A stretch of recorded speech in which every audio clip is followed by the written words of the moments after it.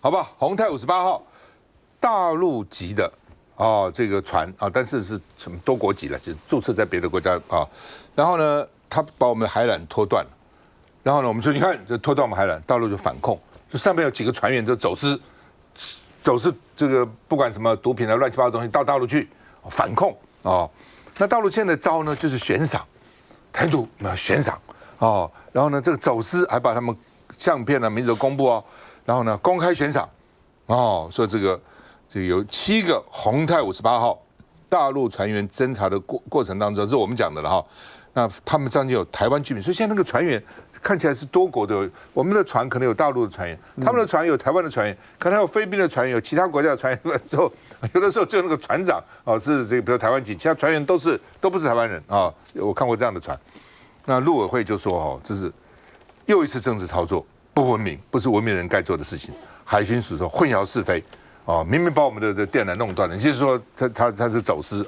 来抹黑他。那联合报就说呢，两岸的法律战现在是法律战了，到底谁干谁，谁做什么那说呢，这个压力国升温，就两岸之间的这方面呢，冲突越来越厉害，压力越来越大。我们看一下。我国海巡人员爬梯登检，这是发生在今年2月25号，多个级船只宏泰58行经台南北门外海约5海里时，下锚勾断台澎3号海底电缆，被视为大陆的灰色作战，破坏海缆的首例。当时大陆籍船长王玉亮在今年6月则遭台南地方法院判处3年有期徒刑，没想到现在却被陆方单方面翻案。威海市公安局发布悬赏通缉5万到25万人民币，声称背后涉及的2名台湾民众简文生、陈顺进为首的走私犯罪集团有关。实为简、陈2人在操控宏泰58号船从事走私犯罪。民进党当局罔顾案件事实，恶意炒作大陆灰色地带袭扰，企图挑起两岸对立对抗，正告民进党当局庇护纵容走私犯罪。而针对国台办的指控，海巡署回击，船长、船员8人身份都是中国大陆籍，刻意关闭 AIS 规避调查，破坏我国海底电缆。陆委会也抨击中共对我方并没有管辖权，如有具体事证，可以提供给我方治安机关。没有证据的状况，公布姓名、公开悬赏，是又一次的跨境镇压跟政治操作。全案早经判决有罪，陆方却在此刻翻案，令人摸不着头绪。来，金辉委员。对于割我们的缆线这件事情，当然是一定要谴责。可是我们到底有没有更好的方式可以去处理跟解决？因为目前看起来两边都是输家，我们一直都没有沟通。我觉得这个陆委会的电话也一直没有响。两岸在没有沟通的状况之下，全部都断线。可是实际上，我们有许多问题需要处理，比如说诈骗就是一个很好的例子。那我个人非常感慨的是，我大概2周前跟我们立法院的江副院长，还有其他委员到新加坡去参加一个亚洲台商的大会。那你就会看到说，哇，台湾人就是这种精神，提着一卡皮箱就走遍天涯，并且到处开枝散叶，其中不乏就是港澳啊等等各地东南亚的台商都有。那每一个台商都认为说，当然区域稳定对他们是最重要的。那我们有看到一个绿营里面辈分够，而且比较愿意沟通的大佬是吴峰山，也是我们前海基会的董事长。他在台上致辞的时候，其实就发表了一个我觉得不分你的政治倾向都会觉得很感动，因为他就是尽心尽力想要为这个两岸等等做沟通和谐去处理。他就说他认为他希望大家有生之年都可以看到和平，结果他应该是讲错话了。后来我们回来之后就看到他有点像是被离职的新闻揭露。那我们就发现说，赖政府现在解决不了问题，就解决了提出问题的人，历历在目啊。对，觉得很可惜，我们居然流失了这么好的一个人才，为我们居中协调做沟通的角色。于山月，我觉得这件事情呢，其实宏泰58号确实它拖断我们的电缆，这是事实。但是就是这个事情啊，我看目前看起来，老共他们现在的做法，感觉是事后补叙事啊，就是说，在这个他灰色地带的这样的一个行动，他现在透过这样的一个刑案的方式来去把它定调变成是走私案。但如果定调走私案的话，今天在船上面，你的 leader 绝对是船长，那这个走私案它怎么只针对台人进行通缉？它应该也要针对这个他们这个中国籍的船长也应该进行通缉啊。所以说，整个这一起案件在台湾已经有很明确的判决，而且确实他有中资背景，而且后续他在这个台南地方法院已经船长被判刑3年，所以我认为这个感觉起来法律的行为跟政治操作看起来，北京目前是在进行政治操作。雷轩。我觉得这件事情有点诡异哦，就是说我乍看之下的话呢，因为一开始在吵到说这个海底电缆被割断这件事情，而且我们现在也讲到过非常多次哦，就如果说呢台海紧张的话呢，我们刚刚前面那一段也讲到说什么美国的国防报告里面有讲到有4种可能性啊，但其实最可能发生的事情的话呢，封锁的可能性相较于什么登陆啦哦等等是来的更加的可能的，所以呢封锁的一些灰色地带的正则，其实呢割断电缆就是一个可以让你断电，然后让你的整个这个神童孤岛的一个方法，所以你会觉得很买这个单，就是我们的政府说应该是一个灰色地带的一个骚扰，然后的话呢，目的事实上是要对我们国安这个进行相关的威胁。好，但是呢，因为这一次老共他们呢宣布了说跟走私有关，我就去查了一下，我发现呢，刚刚这个李议员讲到的这一点，就是我们的对岸那个王玉亮船长。他不是在今年的6月还是4月？4月的时候被起诉，6月被判刑，说3年。说他呢，这个就是他确实是割断电缆，但是这个我们的这个南检台南的地检署说，他原本是用国安相关的法令去进行起诉，后来发现呢查无实证，就查无跟任何跟国安的实证，说他呢调来了所有的船员、船长等等的一些通联记录，还包括连手机的通联都已经查出来了，没有半点跟国安有关。那所以后来他改了起诉的罪名，他用违反电信什么电信什么毁损等等的法令去办这个王玉亮，办这个船长，然后的话呢是3年。所以我的意思就是说，事实上这件事情，如果说你真的去追究，因为我们现在都会觉得这样讲的有道理，以为又是一桩两岸之间的政治攻防，就把它当作是这个样子。但是这一次老共他们呢特别的。拿出来，就再去追究，说是跟走私，让我们不由得回去看之后，我认为说似乎看起来他们，因为其实对岸要宣布通缉台湾的任何人，他其实太多的理由，不成理由的理由都可以，随便说你是什么台独工作者啦，所以你是黑名单啦都可以。他这一次呢突然讲了一个走私，所以呢去查了以后，我发现搞不好真的是走私，因为那时候我们的起诉书跟判决书里面就讲说呢，这个船在那个地方，什么在台澎的那个地方，不知道为什么不断的徘徊，不知道在干什么事情。然后的话呢，所以呢，那个时候脱断的电缆，所以那个时候船长也说，他说我认了我脱断的电缆，我不是故意的，他就这样讲，我不是故意的。那所以我觉得这件事情看起来有点像这个罗生门了，就是说对岸就我们方面说是一个政治性的，事实上这个灰色政治他故意要这个弄乱我们的电缆，那只是说呢他不愿意承认，但是呢对岸说是一个走私，目前看起来的话呢，至少我们的司法单位并没有去认证它是一个属于危及国安的灰色政治的刻意行为，那反过来说会不会是真的？是因为走私在那边，那我刚才赵先生讲了，就各国都在那边参与他，因为他这个船的船籍是我看了多哥共和国，这个在南非的一个共和国，所以大家都参在上面，搞不好真的是以这个走私为在那边搞这个东西，不小心脱断了，你知道吗？这世界上权益人很多，但是我觉得像这种的事件，我们常常会太放大自我，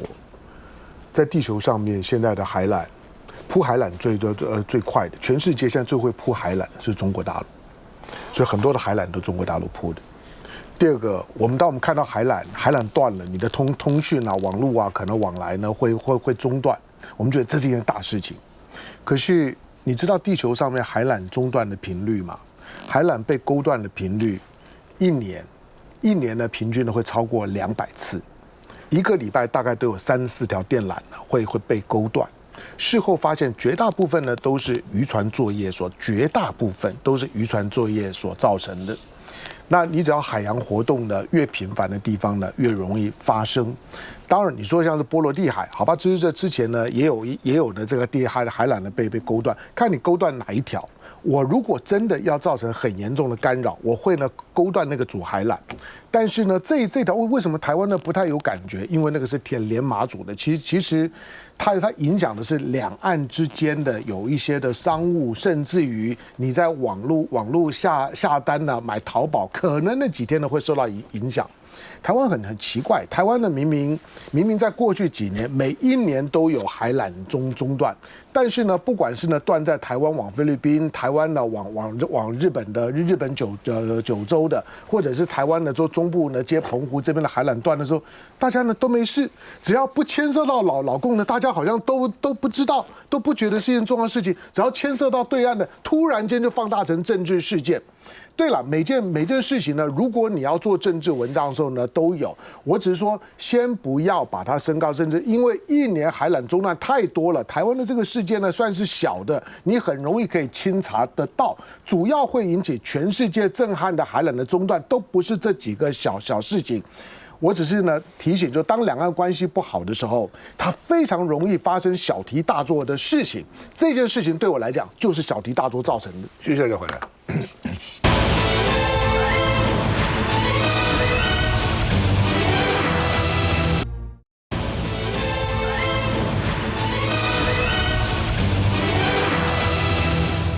北车随机杀人呢，全台湾5天里面有71则模仿他的言论。哎呀，小心啊，他是我的人啊，我在哪里要怎么样，反正各种。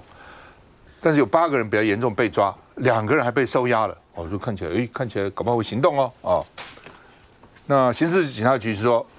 躲在云幕后还是要追查你到底，你不要以为躲在云幕后就可以乱讲话啊，威胁别人啊。那另外呢，为了阻绝模仿效应，法务部下令，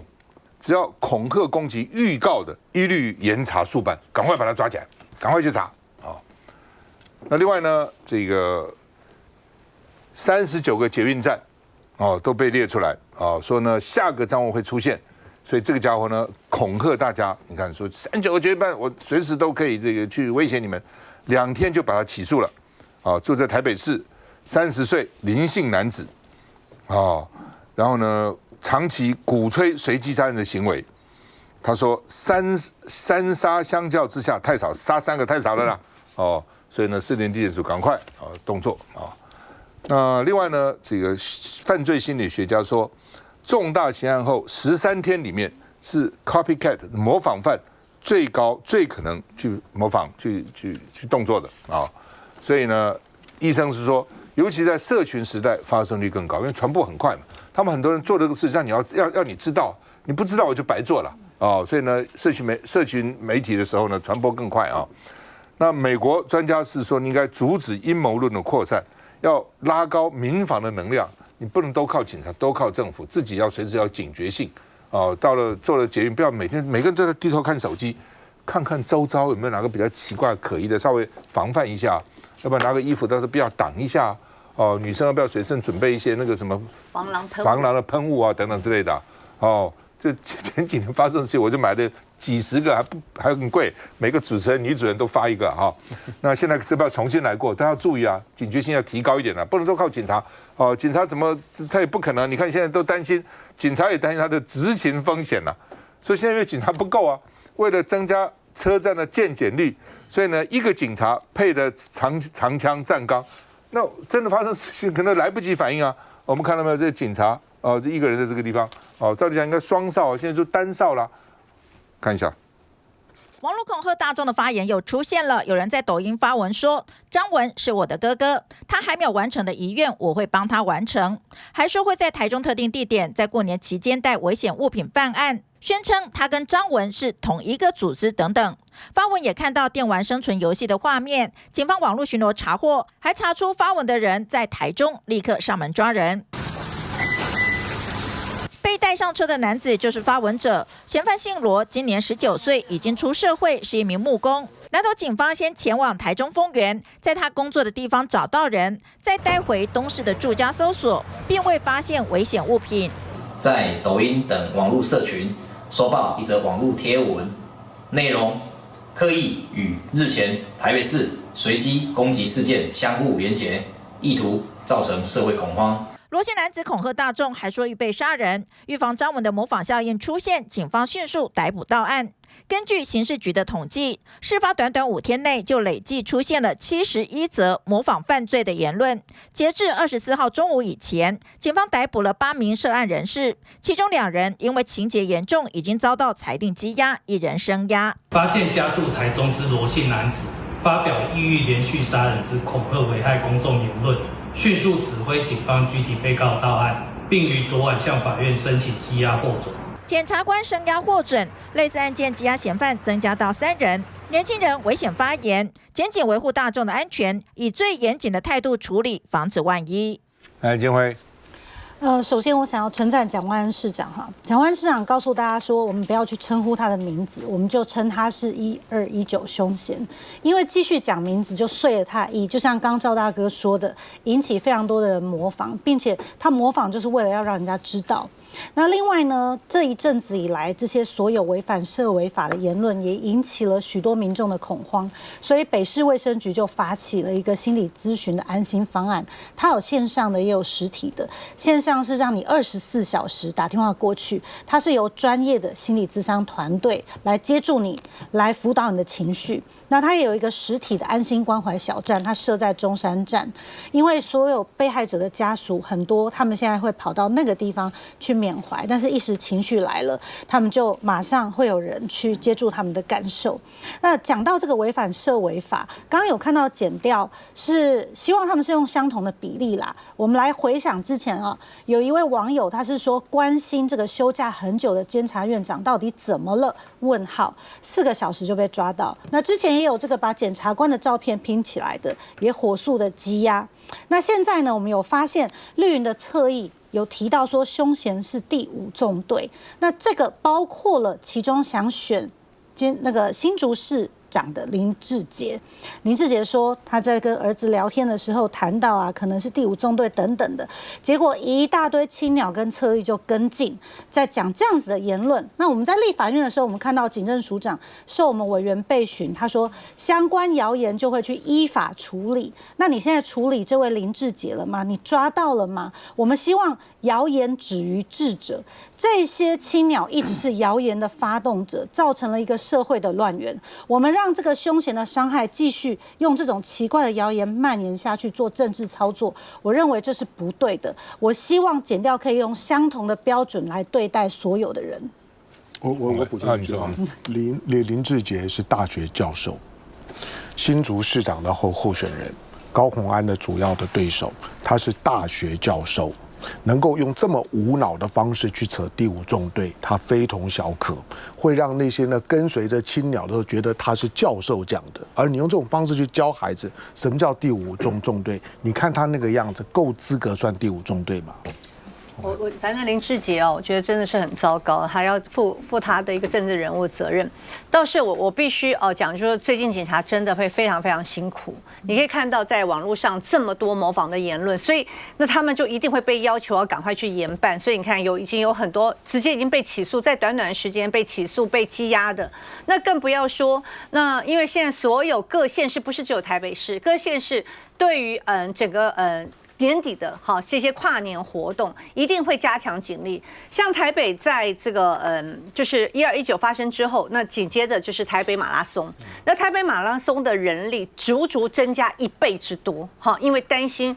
这样的人潮或者是有这样的模仿犯的这个效应，所以我必须对现在这段时间，甚至一直到春节所有的远警要致意，真的非常非常的辛苦。那另外再讲到有关于见警率的部分呢，我支持要提高见警率，因为当年在郑捷发生事件之后，当时呢在台北市捷运站也是把整个的见警率提高。那对于民众来说，他确实会觉得会比较安心一点。那另外呢，就说对于可能要作案的歹徒来讲，基本上有没有吓阻效果？当然有吓阻效果。所以这一次这个发生事件的时候，这个游淑慧议员他有提出说，在这段时间里面，就他作案时间有1个小时是没有捷运警察去执勤的。那当然，台北市就是捷运警察队有说明说，实在因为人力不足。可是你可以看到歹徒他通通把它算计出来，就说